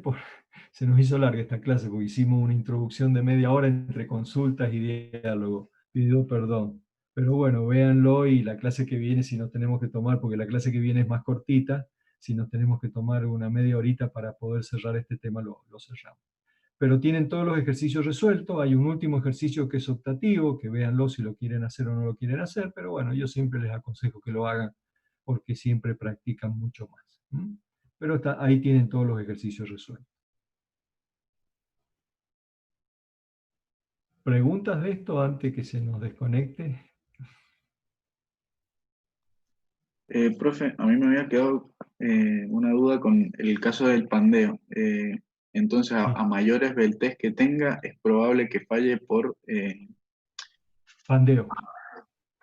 Es pandeo, probable claro. que falle porque se deforma lateralmente. Y cuando la altura es pequeña, es probable que rompa por aplastamiento, lo que conocemos los ingenieros.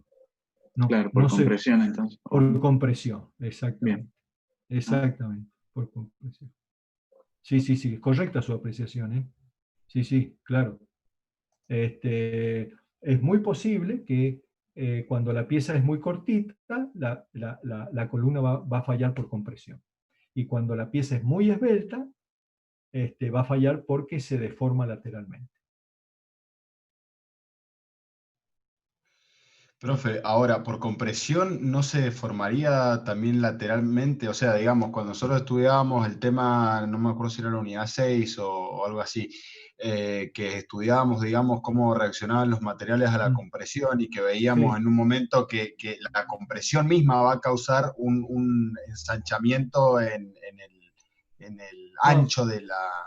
Sí, pero ese es por efecto, ese es un efecto de que se modifica la sección.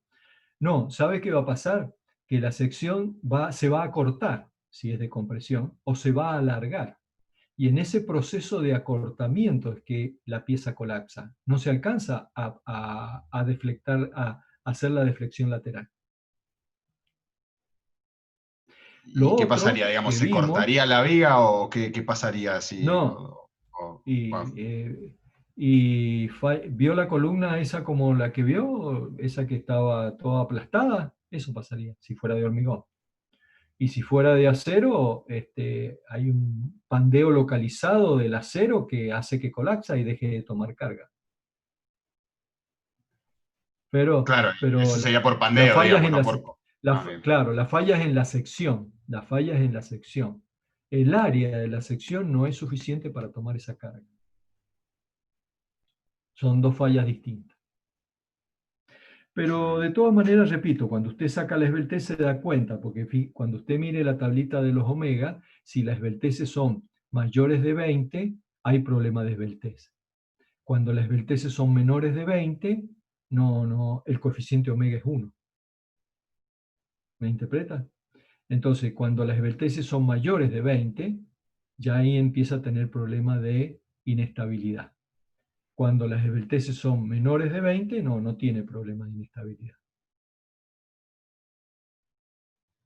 No sé si Bien, quedó perfecto. claro. Sí. Claro, Gracias, lo que a profe. nosotros nos interesa es el problema de estabilidad. Claro. Bien. De todas maneras, siempre, puede darse el caso de que la columna no tenga problemas de inestabilidad, que tenga una sección suficiente, que no tenga deflexión lateral. ¿Por qué en el último ejercicio le aplicamos el omega? Porque la esbeltez daba 70 y tanto, pero el omega no es necesario si la pieza tiene una sección lo suficientemente grande. Uso directamente la tensión es el normal dividido el área más el momento dividido el módulo.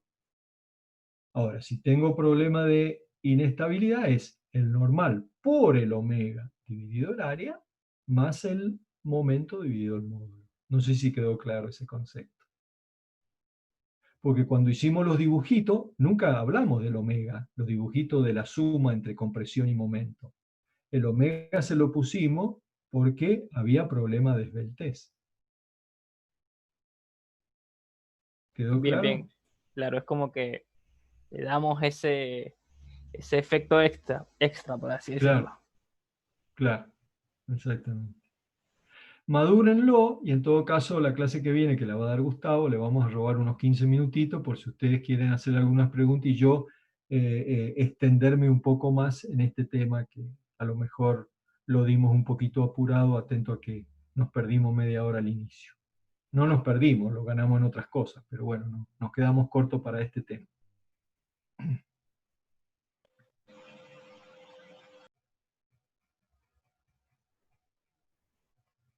Bueno, ¿alguna otra pregunta? Sí, profe. En el caso que corregimos, bueno, con el programa, lo que hizo con el programa, ¿estaría bien hecho o habría que rehacerlo con los valores ya No, corregidos? copien esos valores. Porque ahí al final yo le estoy dando los resultados. No, copien esos valores. Bien. Yo tendría que hacer una pasada nueva pero Claro, hay que ¿sabe hacer qué? todo nuevo. Ajá. Claro, ¿sabe qué pasa, Navarro? Que en realidad esta parte lo que más interesa es cómo usted hace el diseño. Si el esfuerzo es Bien. chico o si el esfuerzo es grande, es relativo, no importa. ¿Ok? Lo que sí interesa de este trabajo práctico, cómo usted hace un diseño a tracción y cómo usted hace un diseño a compresión. Cómo dimensiona tracción y cómo dimensiona a compresión. Ese sería el objetivo. No lo modifique. Tome esos Ok. valores. ¿Mm?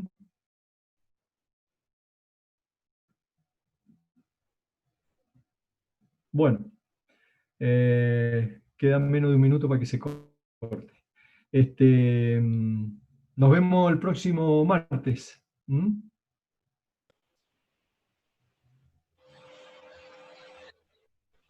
Bueno, Nos vemos.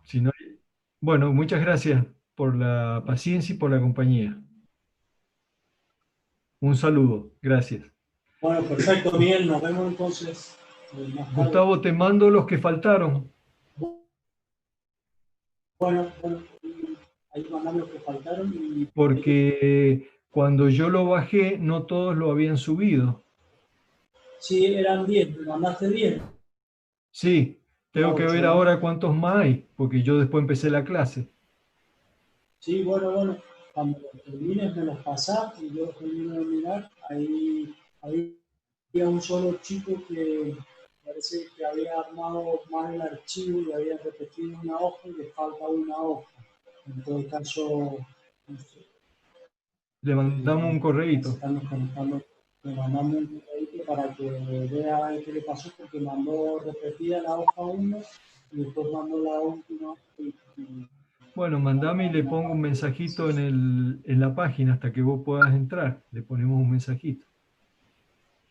Bueno, Profe, ¿Sí? tengo una consulta con el tema, yo quería rendirla en la próxima mesa, pero las consultas me dijeron que solamente son por mail ahora. No, las consultas, usted mándeme un correo y yo coordinamos un horario de consulta. Hemos estado haciendo consultas. Juntamos a los que van a rendir en la próxima mesa y hacemos un horario de consulta, ¿sí? Y más, después nos juntamos para probar todo el sistema. Bien.